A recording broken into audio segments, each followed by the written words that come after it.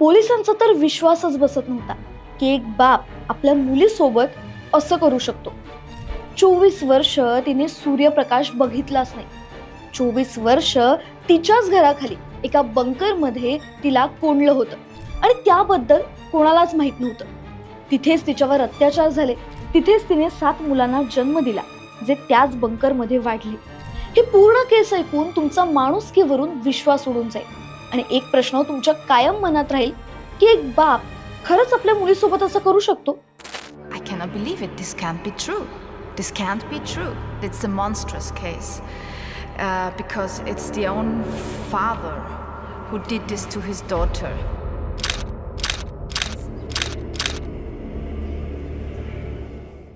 Amsterdam, ऑस्ट्रियातलं एक छोटंसं शहर. याच शहरात जोसेफ फ्रिट्झल नावाचा एक इंजिनियर होता, ज्याला समाजात बराच मान होता. त्याचं कुटुंब बरंच मोठं होतं. तो, त्याची बायको रोजमेरी आणि 7 मुलं मुली. लोकांना वाटायचं की किती आनंदी कुटुंब आहे. घरात एकूण 9 जण होते, म्हणून जोसेफने आपल्या कुटुंबासाठी त्याच्या ऑफिसच्या अगदी जवळ एक मोठं जुनं हॉटेल विकत घेतलं. ते हॉटेल खूप मोठं होतं, त्यात खूप खोल्या होत्या. त्याला वाटलं हे घर त्यांच्या कुटुंबासाठी एकदम परफेक्ट आहे. पण राहायला जाण्यापूर्वी जोसेफने ते हॉटेल पूर्ण रिनोव्हेट करून घरासारखं बनवलं. खास करून त्याने घराच्या जमिनीखाली एक मोठी वर्किंग स्पेस बनवली होती. पण या वर्किंग स्पेसच्या दरवाजाजवळ सुद्धा फिरकायला कोणाला परवानगी नव्हती. त्याच्या बायकोला सुद्धा नव्हती. आता घरच्यांना वाटायचं की हे एक इमर्जन्सीसाठी बनवलेलं बंकर आहे, जिथे युद्ध परिस्थितीत लपता येईल. पण हे बंकर त्याने वेगळ्याच कारणासाठी बनवलं होतं. जोसेफच्या 7 मुलं मुलींपैकी एक होती एलिझाबेथ. एलिझाबेथ इतर मुलांसारखी नव्हती. एलिझाबेथ आणि जोसेफचे संबंध नीट नव्हते. त्यांची सतत भांडणं व्हायची, कारण एलिझाबेथ लहान असल्यापासूनच जोसेफ तिला थोडं वेगळं ट्रीट करायचा. सगळ्या मुलांमध्ये सर्वात महागड्या भेटवस्तू फक्त एलिझाबेथलाच मिळायच्या. एलिझाबेथ फक्त 10-11 वर्षांची होती तेव्हा जोसेफ तिच्या खोलीत जायचा आणि तिच्या बाजूला झोपायचा. पण हे झोपणं नॉर्मल नव्हतं. एलिझाबेथ आधी हसतमुख आणि खेळणारी मुलगी होती, आता थोडी शांत राहू लागली. जेव्हा एलिझाबेथचे मित्रमैत्रिणी तिच्याशी खेळायला किंवा फिरायला जाण्यासाठी तिच्या घरी यायचे, तेव्हा दरवाजा फक्त जोसेफच उघडायचा. आणि जर त्या ग्रुपमध्ये एकही मुलगा असेल तर तो त्यांच्यावर ओरडायचा आणि त्यांना हाकलवून लावायचा. अशाच वातावरणात एलिझाबेथ मोठी झाली. तिला तिच्या वडिलांचं हे वागणं पटत नव्हतं, म्हणून ती एकदा घरातून पळून सुद्धा गेली होती. पण नंतर तिला तिच्या वडिलांनी म्हणजे जोसेफने शोधून पुन्हा घरी आणलं. मग काही दिवसांनी वयाच्या 18व्या वर्षी तिला एक नोकरी मिळाली. तिला वाटलं होतं आता आपलं सगळं चांगलं होईल. पण 28 ऑगस्ट 1984ला ती पुन्हा एकदा घरातून पळून गेली. पण यावेळी जोसेफ तिला शोधण्याचा प्रयत्नच करत नव्हता, कारण त्यानेच तिला किडनॅप केलं होतं. 28 ऑगस्ट 1984च्या दिवशी जोसेफने एलिझाबेथला हाक मारली आणि बेसमेंटचा दरवाजा नीट करण्यासाठी तुझी मदत हवी आहे म्हणून तिला तो बेसमेंटमध्ये घेऊन गेला. एलिझाबेथला आश्चर्य वाटलं, कारण कोणालाच तिथे जाण्याची इतकी वर्ष परमिशन नव्हती. तिथे तिला जोसेफ घेऊन जात होता. ती शांतपणे त्याच्या मागोमाग चालू लागली. पण एलिझाबेथला काहीच कल्पना नव्हती की गेल्या 18 वर्षापासून जोसेफ हे बेसमेंट तिच्यासाठीच बनवत होता. एलिझाबेथ जेव्हा जोसेफला मदत करण्यासाठी बेसमेंटमध्ये गेली, तेव्हा जोसेफने शांतपणे त्याच्या हातात असलेला एक रुमाल एलिझाबेथच्या नाकातोंडावर जोरात दाबून धरला. काही सेकंदातच एलिझाबेथ बेशुद्ध होऊन कोसळली. जोसेफने तिचं बेशुद्ध शरीर उचललं आणि ते अंधाऱ्या गुप्त खोलीत नेलं. जेव्हा एलिझाबेथने डोळे उघडले तेव्हा ती एका छोट्याशा बंदिस्त खोलीत लोखंडी बेडवर पडली होती. तिचे दोन्ही हात हँडकफने बांधले गेले होते. ती तिच्या घराच्या बेसमेंटमध्ये किडनॅप झाली होती. पण जोसेफने लोकांना सांगण्यासाठी एक स्टोरी बनवली होती. त्याने लोकांना आणि घरच्यांना असं सांगितलं की एलिझाबेथ घरातून पळून गेली आहे आणि तिने एक कल्ट जॉईन केलाय. त्याने एलिझाबेथला मारून तिच्याकडून एक चिठ्ठी सुद्धा लिहून घेतली होती, ज्यात लिहिलं होतं की मला शोधण्याचा प्रयत्न करू नका.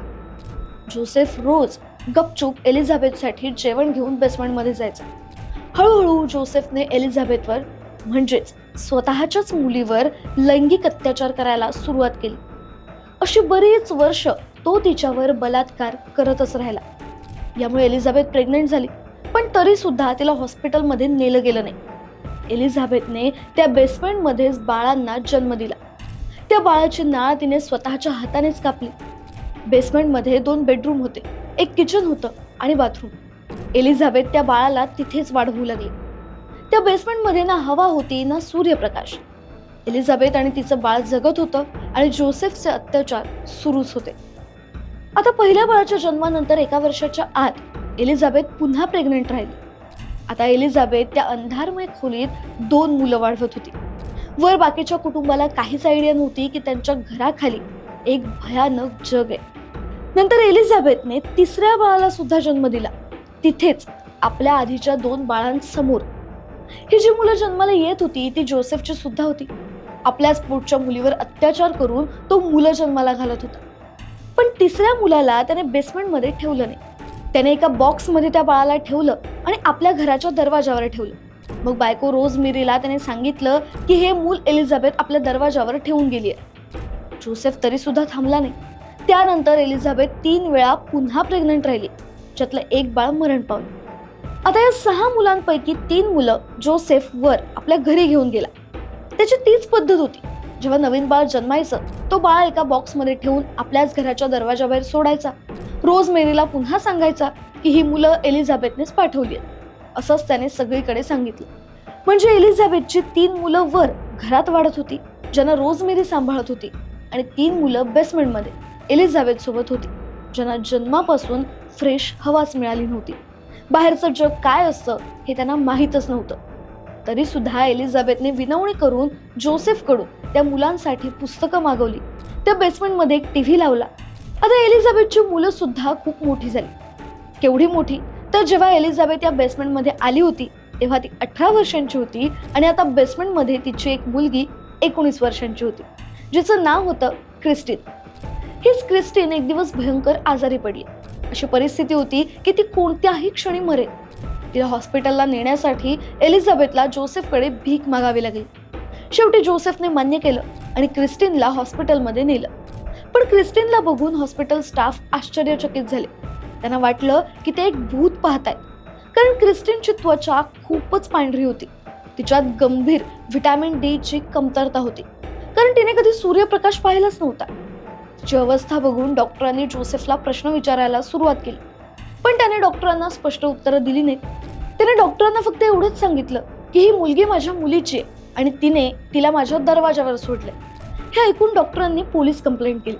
हॉस्पिटलच्या लोकांना ही गोष्ट इतकी मोठी वाटली की त्यांनी बातमी मीडियापर्यंत पोहोचवली. क्रिस्टीनचे फोटो आणि एलिझाबेथचा जुना फोटो न्यूज चॅनल्सने टीव्हीवर दाखवला. एलिझाबेथ सुद्धा तिचा स्वतःचा फोटो टीव्हीवर पाहत होती. तिने पुन्हा जोसेफला विनंती केली की तिच्या मुलीसाठी तिला हॉस्पिटलमध्ये घेऊन जावं, पण जोसेफ घाबरत होता. त्याला वाटत होतं की त्याचं हे कांड आता जगासमोर येईल.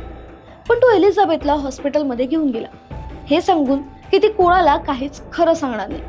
ती सांगेल की ती 18 वर्षांची असताना घर सोडून गेली होती आणि आता ती परत आली आहे.